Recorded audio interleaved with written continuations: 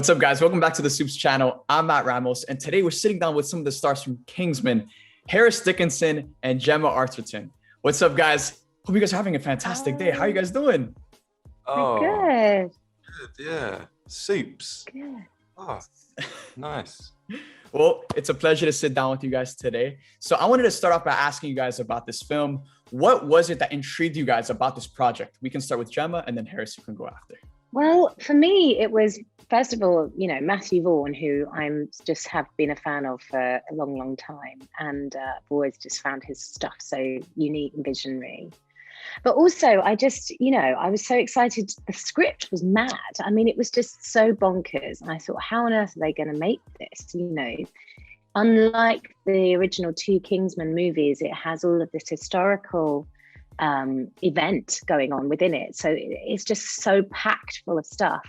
And I thought it was an incredible script and just completely took you on a complete journey. So I wanted to see how he would pull it off. And I think he has very deftly pulled off this tonally very interesting film that's unlike anything I've ever seen. Yeah. I mean, echoing what Gemma just said, like, I think being able to jump into this world was just like massively appealing. I think Matthew's one of those filmmakers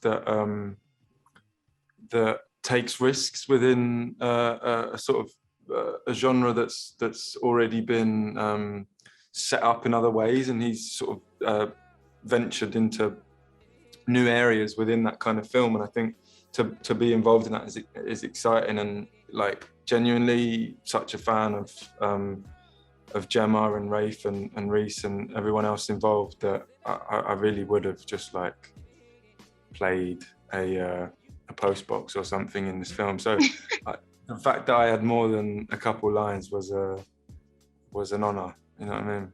Now, Gemma, your character, Polly, she's the Duke's best friend, and she never left his side no matter what adversity he was facing. So what do you think fans can take away from her loyalty and friendship with the Duke to inspire them to be better friends to their own friends? Yes, we could all learn from Polly. Yeah, she's so devoted and committed to that family. I mean, I think she feels a very strong connection to Conrad, having been his sort of maternal figure since he was a young boy, and is very much involved in the household and has a special relationship with Oxford as we learn. But yeah, I mean, she doesn't back down, and she's always she always pops up at the end when you need her the most. She's sort of like quite sneaky in that way. She's always ever present, but we don't know quite where she is, but she's there. So now that you guys are in the Kingsman universe, before you even did this project, were you guys originally fans of the Kingsman franchise beforehand? And if so, what was your favorite aspect of this franchise? I actually, if I'm really honest, I hadn't seen the first two films before I read this script. So I sort of knew it was a spy movie and a kind of spin-off, a take on the sort of British spy film in the Matthew Vaughn style. But I read this and then was like, whoa, this is insane. And then watched the two movies and was just like, this is an amazing feat. I think, with the Brits are famous for a particular spy franchise. And what Matthew does is bring his own flavor to that, and his own sense of humor and this very, very slick world, this dynamic fight scenes and action sequences. And that's what I love about the Kingsman world, is this sense of humor and sense of style.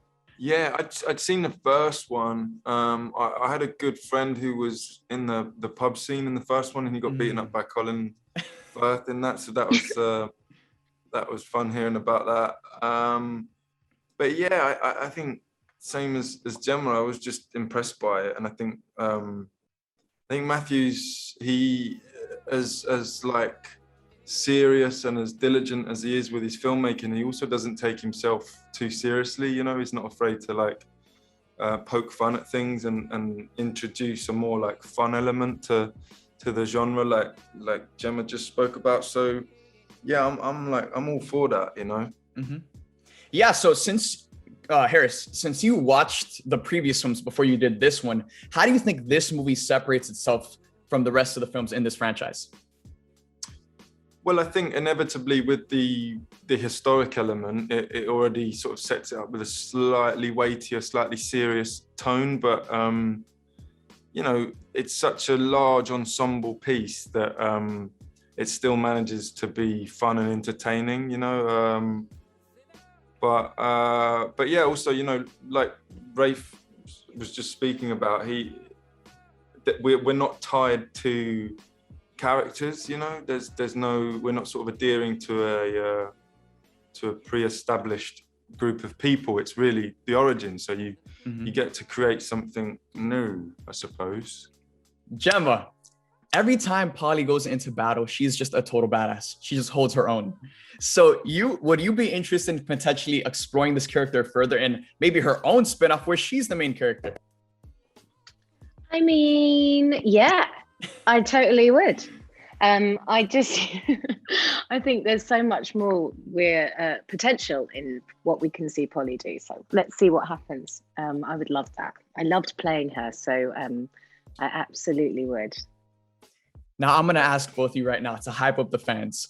Why should the fans be excited for the Kingsman? We'll start with Harris, and then we'll go to Gemma.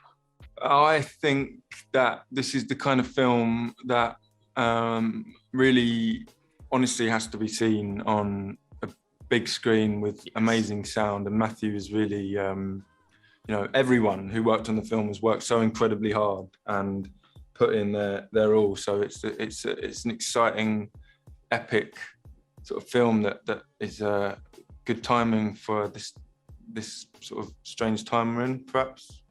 I think, you know, it's got everything in it. It makes you feel all the feelings, makes you cry, it makes you, which might take you by surprise. It makes you laugh. It's completely mad in places, and then completely, you know, very somber and serious in others. It's epic. It's beautiful.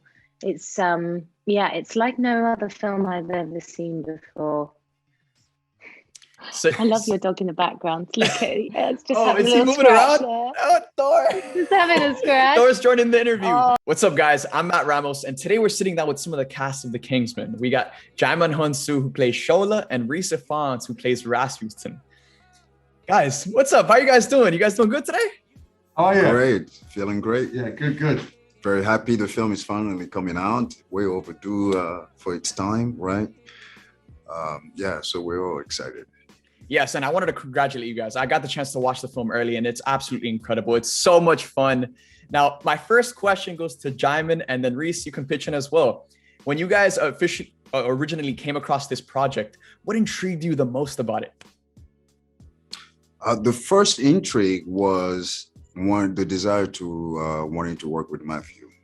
That was automatically first. I've been sort of like hoping for that for a long time, and so when this came about, I mean, it was no brainer. I mean, we knew that the first two previous one were very successful. He had a sort of like a style that was very particular, and that you could expect that the sequel would try to would always trying to outdo the previous one, right? And so going into it, I knew that there was a high expectations, and you know, and yeah, I was just excited working with Matthew Vaughn. Matthew's the director. You know, regardless of the two Kingsman films, which are brilliant, you know, Matthew generally is just one of the great entertainers. You know, he has such flair and such a specific cinematic grammar. You know, you'd be mad not to want to work with him. So it was, you know, it was a golden moment when this came along. And what thrilled me about the script or intrigued me initially was, you know, that it was the Kingsman world, that it was a prequel, but that it was set in a real period of history that we all know in varying degrees, with characters that existed. and it, you know, it was dealing with possibly the most horrific waste of life that has ever occurred, you know, in the last 200 years. Utter wasteful carnage, you know, created and started by what amounts to 3 bickering aristocrats. And I think it was really interesting that Matthew would come at this and retain its poetry and pathos and agony and devastation while holding it or looking at it through the prism of satire. And I think, you know, the films like that, stories like that, are always very powerful, because these moments in history are so ridiculous, are so surreal, that they are initially laughable, you know, and then through that laughter you're able to receive the real tragedy of these events. And I think Matthew does that so eloquently in this film. Yeah, I agree 1000%, because you have like the first 2 Kingsman movies that are so much fun and they're out of this world. But then you have this film, which it's a lot more serious and it's a lot more gritty. And again, like you said, it's covering something that's very serious and dark, but it's also wrapped up in like the fun and the spice of those first 2 Kingsman movies. Well, I think Matthew, you know, I think what Kingsman fans or Matthew Vaughn fans generally have come to expect is not to be necessarily just satisfied from a Matthew Vaughn film. I expect to be surprised. I expect to see something I really wasn't expecting to see.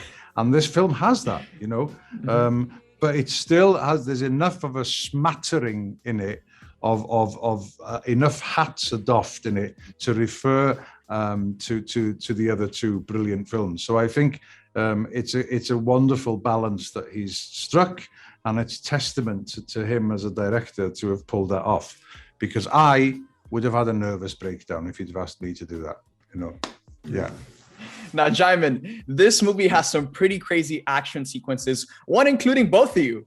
Do you guys have any fun behind the scenes stories of filming your fight sequence together? Because every single time I thought it was going to end, it never ended. And it just kept on going, and it was so much fun. Fun backstory while filming this. You couldn't really call it fun. Most of it was painful. I mean, that I recall. I mean, the fight with Rasputin, that going back and forth. I mean, some of it, you know, we got, you know, you take it in the jaw time to time, or in the head time to time, and reset, let's go again. If you're not cut, then we keep it moving. But yeah, it came with a great amount of a challenge that I did not expect, and certainly quite gratifying seeing the finished product, right? The finished film, and yeah, we're very excited. I think the caveat for this film is, like, no one died in the making of this film, right? But they nearly did. Now I wanted to ask you guys, this question is for both of you. You guys have both dipped your toes in the Marvel universe as Korath and the Lizard.